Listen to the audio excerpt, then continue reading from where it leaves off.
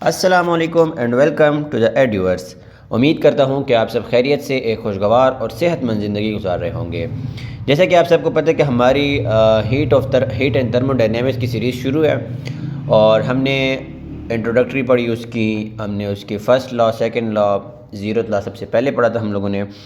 और आज हम लोग पढ़ने वाले हैं थर्ड लॉ ऑफ थर्मोडायनेमिक्स, ठीक है, जिसका सबटाइटल कह सकते हैं आपके एब्सोल्यूट ज़ीरो, ठीक है, perfect order and unattainable limit. ठीक है, आज हम लोग third law of the thermodynamics के बारे में डिस्कस करने वाले हैं। फर्स्ट ऑफ ऑल, हमने यहाँ पे पहले कहा ना कि absolute zero mean that what is absolute zero. हम पहले कहेंगे what is absolute zero. Absolute zero है असल में क्या? अच्छा, zero kelvin which is -273.15 Celsius और -459.67 फ़ारेनहाइट। ठीक है, ये आपको इनके स्केल्स का पता है कि सेल्सियस का स्केल होता है, हमारे पास फ़ारेनहाइट का स्केल होता है, तो केल्विन का होता है, और 0 केल्विन पे सेल्सियस इतना होता है और फ़ारेनहाइट इतना होता है। ठीक है, अच्छा, absolute zero mean that full zero, completely zero. It is the theoretical temperature where the kinetic energy of a particle is at its minimum possible value. अच्छा, ये एक theoretical temperature है और इसको हम theoretical क्यों कहते हैं पहले हम लोग ये देख लें। ठीक है, क्यों? क्योंकि zero kelvin, absolutely zero kelvin जो है वो टोटली हमारे पास अनअटेनेबल है, मतलब उसको हम लोग नहीं हासिल कर सकते। It's totally impossible in this universe. तो ठीक है, लेकिन हम इसको theoretically as a ideal case हम लोग लेके इसको फिर हम लोग स्टडी कर रहे हैं, but it's experimentally impossible. Okay, अच्छा, it's the theoretical temperature where the kinetic energy of a particle, जहाँ पे kinetic energy of a particle is at its minimum possible value, कि वहाँ पे kinetic energy of a particle जो होगी ना वो एक मिनिमम वैल्यू पे होगी। क्यों? इसको वहाँ पे आगे जो है वो प्रॉपरली डिटेल में पढ़ने वाले हैं। ठीक है, it's a limit that can be approach but never perfectly reach. हाँ, ये एक ऐसा लिमिट है ज़ीरो केल्विन कि इसको आप अप्रोच कर सकते हैं। अप्रोच क्या मतलब? कि वहाँ तक हम लोग पहुँचे नहीं हैं, लेकिन हम लोग उसके नज़दीक ज़रूर जा सकते हैं। इतनी उसकी विसिनिटी में हम पहुँच सकते हैं कि हम लोग उसको अप्रोच कर सकते हैं, बट कम्प्लीटली उस पोजीशन, उस पॉइंट को हम लोग हासिल नहीं कर सकते।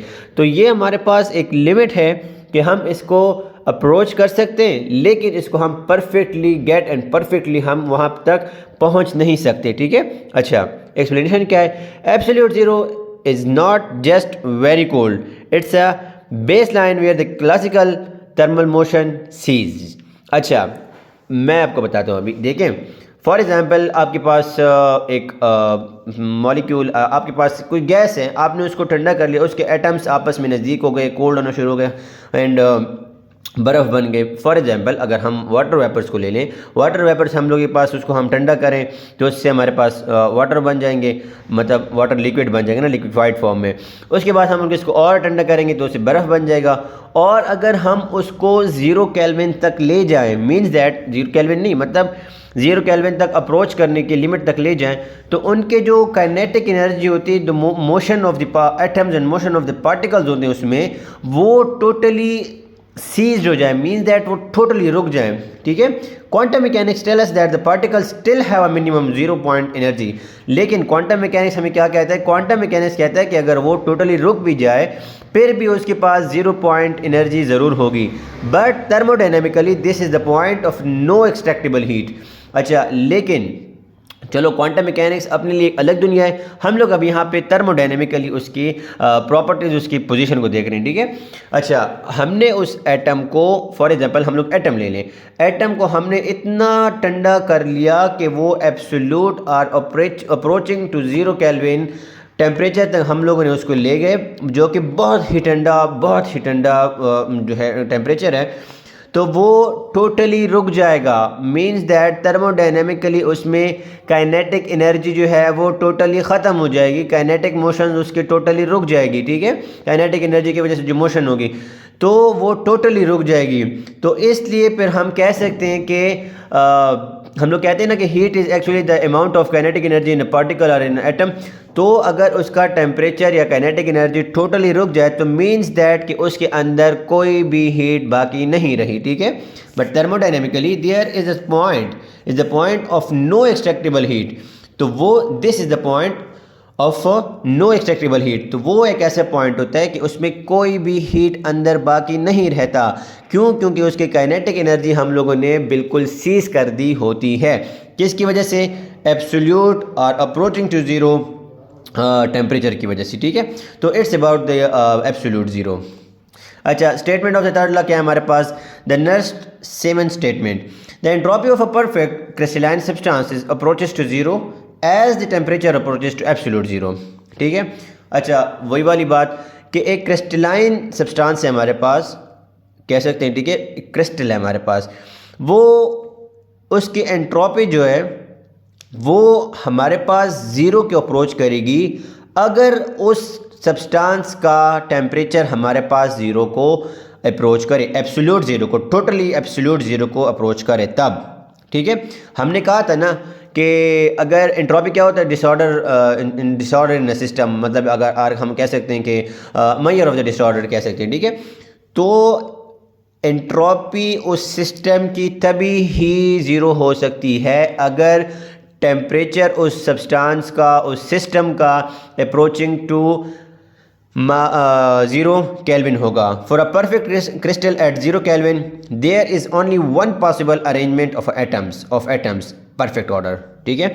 अगर वो क्रिस्टल होगा हमारे पास, हमने उसको बहुत ही ठंडा कर दिया, ज़ीरो केल्विन तक हम लोग ले गए उसको, या अगर इतने टेम्परेचर तक कि वो approaching to zero means that 0.01, 0.001, 0.01 but not perfectly and absolute zero, okay, उसको हम कंसिडर कर लेते हैं कि इट्स अ एब्सोल्यूट ज़ीरो, ठीक है। तो वहाँ पे उस क्रिस्टल में सिर्फ एक पॉसिबिलिटी रह जाएगी उनकी अरेंजमेंट की, और वो क्या होगी कि वो फुली परफेक्टली ऑर्डर में वो अरेंज हो जाएंगे, ठीक है।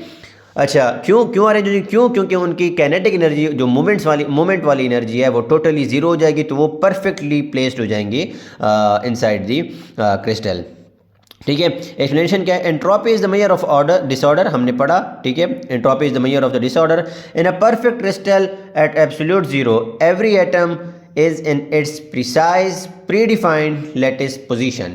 यही बात मैंने आपको की कि अगर हमारे पास एक क्रिस्टल है, उसके अंदर एटम्स हैं ऑन द लैटिस, और उनके लैटिसेस में अपनी अपनी पोजीशन जो होती हैं बेसिस की, ठीक है।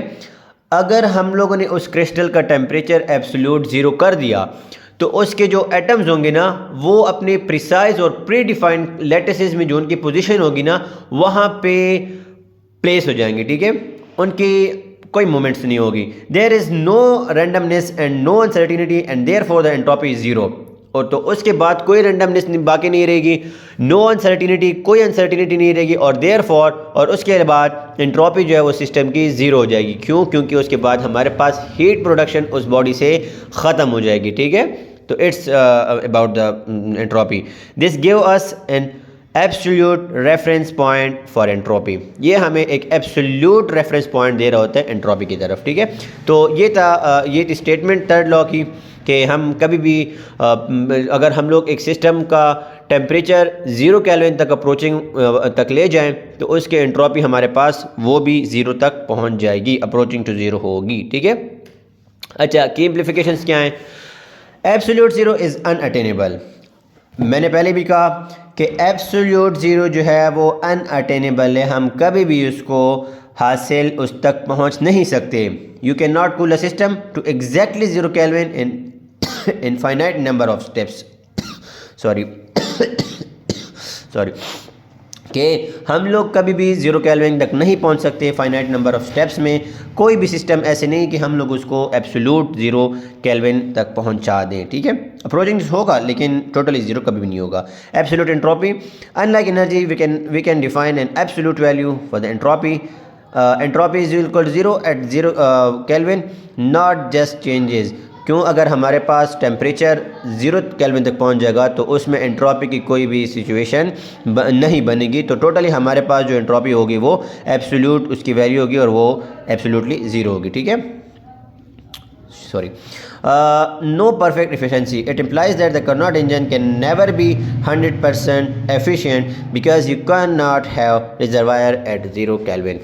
अब इससे क्या मतलब है कि कार्नोट इंजन जो हमारे पास होता है ना, जिसको हम लोग इंशाल्लाह आगे के कुछ लेक्चर्स में डिस्कस करेंगे पर्टिकुलरली, और कार्नोट इंजन एंड रेफ्रिजरेटर इनको हम लोग डिस्कस करेंगे, ठीक है। तो उसकी एफिशिएंसी हमारे पास 100% कभी भी नहीं हो सकती। क्यों? क्योंकि हम लोग कभी 0 केल्विन तक पहुंच ही नहीं सकते। अगर हम 0 केल्विन तक पहुंचेंगे तो तभी ही ऐसा हो सकता है कि हमारा जो सिस्टम है वो हमारे पास 100% एफिशिएंट हो। क्यों? क्योंकि उसके अंदर हमारे पास हीट प्रोडक्शन जो है वो टोटली ख़त्म हो जाएगी। तो अगर हीट प्रोडक्शन नहीं होगी तो वो कब नहीं होगी? जब हमारे पास सिस्टम 0 केल्विन में होगा। लेकिन हम लोग तो ये हासिल नहीं कर सकते। तो it means that and it concludes that कि किसी भी सिस्टम या Carnot engine can never be having 100% efficiency. Okay, तो ये इसकी की implication explanation.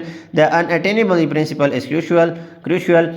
Every cooling process becomes less efficient as you get colder, requiring an infinite amount of work or steps to remove that last bit of heat. This is a deeply connected to the second law. ठीक है, तो यही बातें की गई हैं कि मतलब आप जो है every cooling process become a less efficient as you get colder. हम अगर किसी सिस्टम को हम लोग कोल्डर बनाएंगे तो हमारे पास वो लेस एफिशिएंट बनने की कोशिश करेगा, लेकिन उसके लिए हमारे पास इनफाइनाइट अमाउंट ऑफ वर्क का स्टेप्स टू रिमूव, और हमें फिर इनफाइनाइट अमाउंट ऑफ वर्क भी चाहिए होगा और स्टेप्स भी चाहिए कि वो हम लोग वो लास्ट बिट ऑफ हीट भी हम लोग उस सिस्टम से निकाल लें। This is deeply connected to the second law, और ये हमारे पास ये सिस्टम ये बातें जो हैं वो हमारे पास सेकंड लॉ के साथ वो कर रही हैं कनेक्शन में। ठीक है, real world pursuit, ultra cold science. हमने कुछ चीज़ें तलाश कर ली हैं। हमने मीन्स दैट इंसान ने कुछ चीज़ें जो है वो मिल गई हैं उसको। Record low temperatures, scientists have reached with in the nano kelvin billionth of the degree above 0 kelvin. Means that it's a very very very colder temperature. 0 kelvin से थोड़ा सा ऊपर, मतलब not absolutely 0 kelvin, but 0 kelvin के साथ थोड़ा सा बहुत ऊपर, थोड़ा सा ऊपर। Both Einstein in condensates at this temperature matter behave as a single quantum wave. अगर हम इतनी टेम्परेचर तक पहुंच जाएंगे तो आइंस्टाइन ने कहा था कि तो मैटर जो होगा हमारे पास वो टोटली एक क्वांटम वेव की तरह बिहेव करेगा। ठीक है, एप्लीकेशंस क्या हैं इसकी? जो हम ये सारा कुछ डिस्कस किया, quantum computing, super conductivity and study the fundamental physics, और कुछ फंडामेंटल फिजिक्स को पढ़ने के लिए भी ये हमारे पास जो है इस्तेमाल हो सकती हैं। एक्सप्लेनेशन क्या है? The quest to approach 0 Kelvin has led to the Nobel prize winning discoveries like the Bose Einstein condensates. ठीक है, ये उनको कुछ मिला था, नोबेल प्राइज़ मिला था। Where atoms lose their individual identities and merge into a super atom revealing bizarre quantum phenomena on the microscopic scale. ठीक है, जहाँ पे उनको क्या मिला था कि इंडिविजुअल आइडेंटिटीज़ जो होती हैं एटम की, वो एटम खो देता है और वो एक मर्ज इनटू अ सुपर एटम, वो एक बड़ा एटम बन जाता है, सब मिलके एक ही एटम बन जाते हैं। Revealing the Bijari quantum phenomena, तो इससे हमारे पास क्वांटम फिनोमेना जो है जिस बिजारी कहते हैं ऑन द माइक्रोस्कोपिक लेवल, तो वो हमारे पास माइक्रोस्कोपिक लेवल पे उस चीज़ को रिवील कर देते हैं। ठीक है, हाँ, हमने लॉज होती हैं इसके फंडामेंटल स्टेप जो है, सबसे पहले हीट एंड थर्मोडायनेमिक्स कोर्स का हमने वो सारी लॉज जो हैं स्टार्टिंग वाली लॉज, उसके बाद भी हमारे पास लॉज आएंगे, लेकिन हमने स्टार्टिंग वाली लॉज जो है वो कंप्लीट कर ली हैं। हमने पहले पढ़ी zeroth law, define temperature and equilibrium. हाँ ठीक है, फर्स्ट लॉ हमने पढ़ा, फिर एनर्जी इज़ कंजर्व। ठीक है, ये हम लोगों ने क्वेश्चन थॉरली बहुत एक्सप्लेनेशन के साथ पढ़ ली। अगर आपको फिर भी कोई इशू है इसमें तो आप जाके मेरे पिछले लेक्चर वहाँ से आप लोग इसको सीख सकते हैं। ठीक है, सेकंड लॉ फिर हम लोगों ने पढ़ा entropy of the universe increases, yes, and define the error of the time. इसमें हमारे पास एरर ऑफ टाइम भी हमें मिल गया। Third law absolute zero is unattainable, हमारे पास एंट्रोपी जीरो होगी अगर टेम्परेचर हमारे पास टोटली जीरो होगा फॉर अ परफेक्ट क्रिस्टल, एक परफेक्ट क्रिस्टल के लिए। ठीक है, तो it was all about the laws, the fundamental laws of the heat and thermodynamics, जो कि बहुत ही यूज़फुल हैं, बहुत ही ज़्यादा इसकी एप्लीकेशन है। आप लोग अगर इसको समझ लें, सीख लें सही से, then it will be so much useful for you in the upcoming lectures as well, क्योंकि हम लोग उसको वहाँ पे दोबारा इन चीज़ों को हम लोग डिस्कस नहीं करेंगे डिटेल से, क्योंकि हमारा मेन टॉपिक अगला होगा। ठीक है, तो आप इसको सीख लें। अगर फिर भी आप लोगों को कोई इशू है इसमें तो आप मुझे प्लीज़ कमेंट करें, मुझे ईमेल कर सकते हैं आप, मुझे कॉन्टेक्ट नंबर मेरा आप ले सकते हैं, और अगर कोई सजेशन है then I will be very happy for you and welcome all of you for suggesting. ठीक है, तो मैं अपनी तरफ से फुल कोशिश करूँगा कि आप लोग को समझाऊँ, एक नॉलेज आप लोगों को दूँ, क्योंकि एक नॉलेज मेरे पास आया तो मैं भी उसको आगे फॉरवर्ड करूँ आप लोग के पास, ताकि मेरी वजह से लोग भी मुफीद हो जाएं। ठीक है, तो ये लॉस के लिए था। आगे इंशाल्लाह हम लोग स्टेप वाइज थर्मोडायनेमिक्स में जाएंगे। तो this is the end for today.